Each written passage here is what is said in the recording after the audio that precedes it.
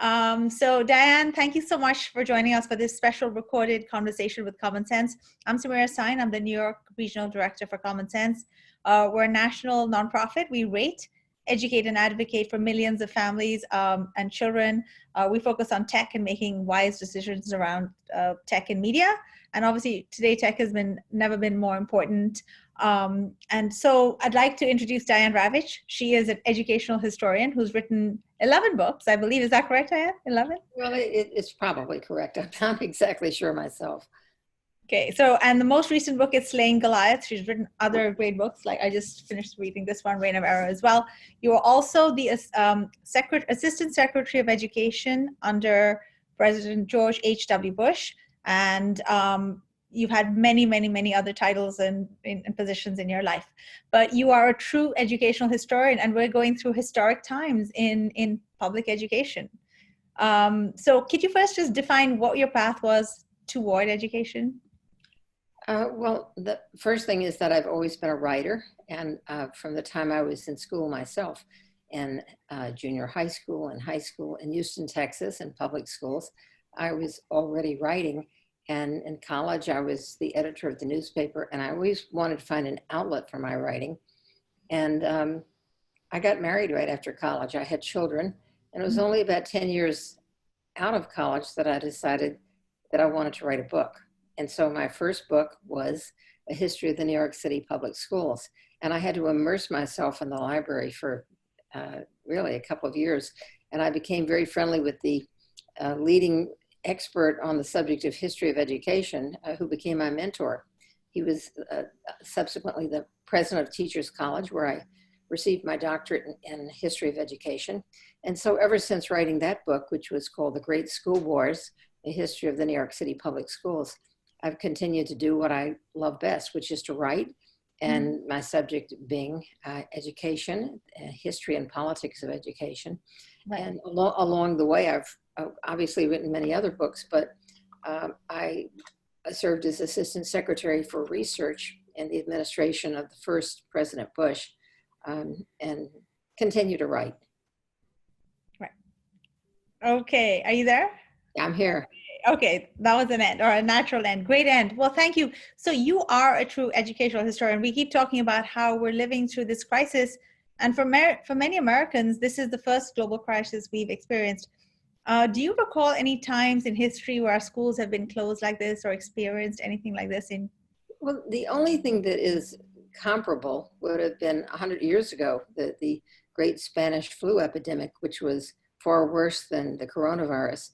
And schools in many cities were closed because even though they didn't have the science that we have today, people understood that the most dangerous thing was contact.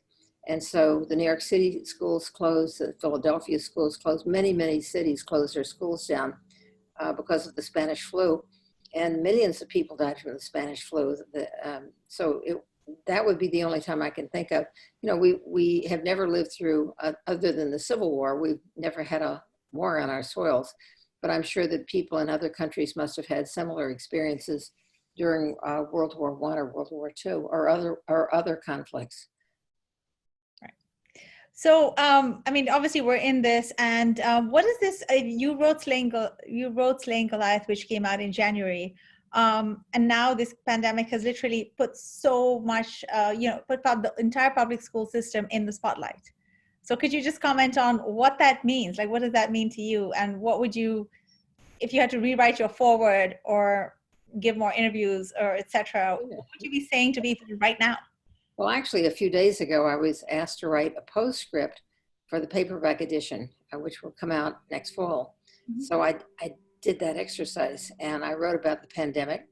And it's a short postscript. And basically what I said was that there is a renewed appreciation for the role of public schools in their community. And, could you repeat that? Because I think you went on. I've been writing about for the last. Could you say that again? Because I think you froze for a second. So if you can we'll start that just very quickly again. So yes, so you've written with your book that just came out. You'd mentioned that you had written a postscript. So what did that say? Or can we get a preview of it? Well, it was great to write a postscript because I was able to reflect on how the pandemic has changed people's the general public's perception of public schools. And public schools, which is something that I advocate very strongly, public schools educate between 80 and 90% of all children. There are some states where more than 90% of the children are in public schools. And I think the pandemic made people very aware that the public schools are community centers. They feed the children. They very often provide the only medical attention that the children get. And I think there's a renewed appreciation as well for teachers, because this has been, I think, one of the most stunning results of the pandemic was that suddenly millions of parents had to teach their children at home, and they realized that they weren't very good at it, and that it's very, very hard. And I've been following the articles and the comments on social media where parents are saying, I had no idea it was this hard to teach 2 children. How does somebody teach? How does a teacher teach 25 or 30 or even 35 children in one classroom when I can't even manage the 2 of my own? I think what's particularly difficult right now for parents is many of them have their own jobs. Many of them are working at home on a computer, but now they're also responsible for their children, whether they have 1 or 2 or 3. All of them have different assignments. Everybody needs the same computer. And if there's only 1 computer in the household, that's a very difficult job for parents to do. So I think that it's put a lot of stress on parents, but also children. What I hear mostly from children is they are really bored being home this long. We've had enough vacation, and I'd like to be back in school with my friends. They miss their friends. They miss the socialization. It's very important in schooling. So when we do return, what's this going to look like? What does this do for public schools, in your opinion? Is this going to rewrite the next chapter for public schools and its teachers? And if you were the Secretary of Education right now, how would you like to see things change and build back in a different way? Well, one of the things that's been very difficult for teachers in particular is this concern that they might be replaced by computers. And there are many, many education businesses, they call them edu entrepreneurs, who would like to figure out a way to make money from public education. And since the single most expensive part of public education is paying teachers, there's this temptation of supposing you replace teachers with computers and then the children could learn online. But I think that the lesson that we've gotten from the pandemic is it's not that easy. And it's parents are not eager to be homeschoolers, and students really need social interaction. They need to have friends. A large part of what makes schooling valuable is the opportunity to be with your friends and to socialize, and to, if you're in a classroom, if you're talking about social studies or history or a book that you've read, talking about it. And you can do it on the computer, but frankly, it's much more difficult to do it on the computer. So I think that the romance with distance learning will be over. And this is a very big lesson to be learned, because there has been, over the past 10 years, I'd say, maybe even longer than that, this effort to push technology into schools and to replace teachers. And I think the lesson I take away is that teachers are irreplaceable. That technology is very valuable. I think one of the reasons that I admire Common Sense Media is that you help parents and teachers understand how to use technology appropriately, because not all technology is good. And we have seen many examples where children's privacy has been invaded. Class sessions have been hacked into by people with ill intent. And so there's a lot of bad stuff that's on the internet. So there has to be, and you have provided, Common Sense Media has provided this method of reviewing what's available and making sure that the content that children are using in schools is appropriate content, and that they are wise about how to whom they will open up their computer. But I think that we've learned to be, I think, somewhat more cautious about how we use technology, but also not to just throw away teachers and say, technology and distance learning will work. I think of what we're doing right now, not as distance learning, but a term that I like, which is emergency remote learning. This is an emergency. And so we have remote learning to fill in for teachers, and teachers are doing their best, but it doesn't take the place of being in a room with somebody who is intelligent, wise, educated, and who knows how to lead a class and knows how to keep the class on point. That's very crucial. And that's something that teachers know how to do and parents are not very good at. So how would you empower, so let's look at it right now. We are still in shutdown mode. All schools are closed. So we all know about the summer melt or the summer slide. Now we have the spring slide. We definitely have summer slide of some sort coming, whether there's a bit of school or not, and potentially a fall partial slide if, this virus does come back. How would we empower teachers right now? Because, or do you think that children will lose an entire year, possibly more, of education if you're a historian, but you can also look forward with all of your wisdom. You probably know more than I could remember or forget. You probably know more. I don't know how to put that line in properly, but how would we put this into perspective for all those teachers who are worried about the kids learning and how they're going to assess the kids, etc. Like that? That's a real conversation to yeah, it's a very important conversation. I would say that the first thing to remember is to relax. That the world is the most important thing is that children should be healthy. And so keeping them safe is our number one priority. And we don't want to open schools too soon in a way that might endanger them or put them at risk or put their teachers and the staff at risk of coming into contact with this virus. So we have to be very careful not to jump too quickly. And there will be people who will say, oh, but the children are losing ground. Well, it's better to lose ground than to lose your life. This is a very dangerous virus. We don't really have a treatment for it. The treatment is very catch as catch can, hit or miss. We don't have a cure for it. And probably we won't have a vaccine for it it could be 6 months, could be a year, could be 18 months.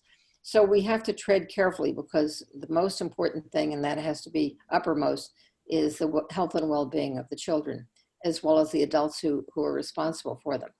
And then we have to not get all, twisted up with this concern that they're falling behind. Everybody's falling behind. We're all in the same boat. All the children are in the same boat. Some schools may open sooner than others, but that doesn't mean that they're going to get ahead and everyone else will fall behind. Learning is developmental, and even while children are out of school, if the parents and their teachers are making sure that the children are reading, that they're sometimes even if they're playing, they're learning. I mean, play is a form of learning, and there's a wonderful book that I recommend to you by William Doyle and Pazzi Sahlberg. Doyle and Sahlberg wrote a book called Let the Children Play, where they argue that the one thing that American children need the most is time for play, because play is a time for imagination and for creativity. And our children are much too regimented with this great concern that they're not going to get a job 10 years from now or 15 years from now. The future will be the future, and we're all in the same boat because of this pandemic. And the most important thing we can do for our children is to give them a sense of security and have them know that they're loved. Encourage them to read books, encourage them to read online, listen to what their teachers tell them, show their teachers respect, and don't worry about falling behind. If they fall behind, if everyone falls behind, no one is behind. That's a fact. It's like we're all trying to maintain status quo despite what's happening, and it's good to step back. Finally, you've written so much about teacher strikes, and you've had we've understood what the value of a teacher is. So when things eventually go back to normal, what is the role of a teacher? What would you like? What kind of support would you like for schools and public schools? What do you want to see happen? Here's what's very, very worrisome, and that is that the economy has taken this tremendous beating as a result of the pandemic. The state revenues are down, the city and district revenues are down, and unfortunately, I think there are going to be massive budget cuts that will be felt by the schools.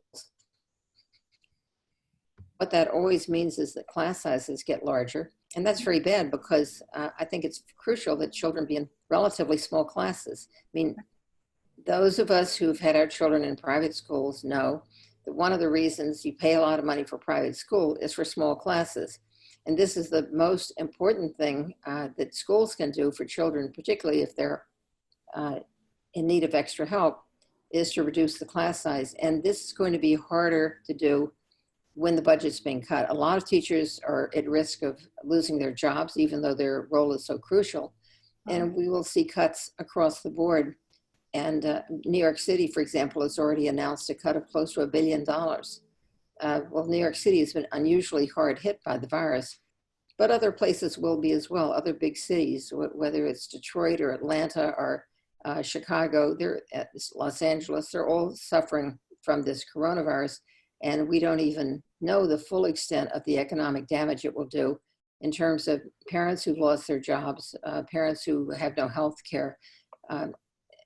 Ultimately, my hope is that the federal government will come through. I have to say, without being political, that I don't have a whole lot of hope that it's going to come through under the current administration.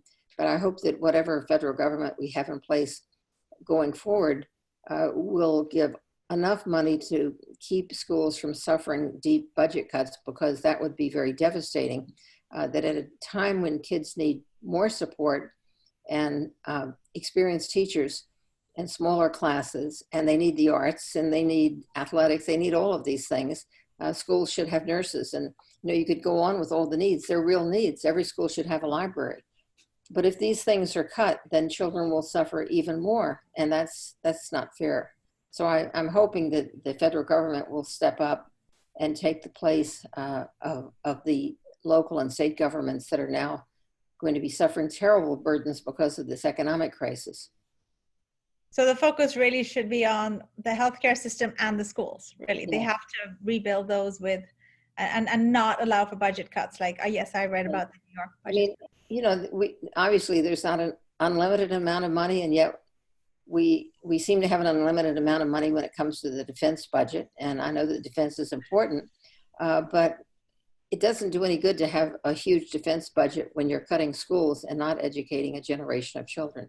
So I hope that there's a sensible balance where the people who are in charge say, whatever else happens, we must make sure that our healthcare system is intact and that our children are well cared for, and that their teachers are paid appropriately. We don't want to cut teachers' salaries. They're not paid enough as it is. But also we shouldn't be laying off teachers, because that would have a devastating impact on the students. That's very powerful. Well, Dan, thank you so much for giving us your time. And, hopefully you'll come back and speak to us when schools reopen, or, you have another, do you have another book coming out very soon? Or well, having just finished this one, I don't have a new book other than that I'm hoping to work on my memoirs. At the moment, I'm so distracted by the terrible situation in the world today that I find it very hard to concentrate. I don't know about you or others but I find that my focus is almost entirely on, oh no, what happened today? And the news is sort of sapping my ability to concentrate on anything else other than the survival of our world, our society, decency, civility. You see a lot of it around you today, and we need more of it. Those are great words to end with. Thank you so much, Diane Ravitch, for talking to Common Sense.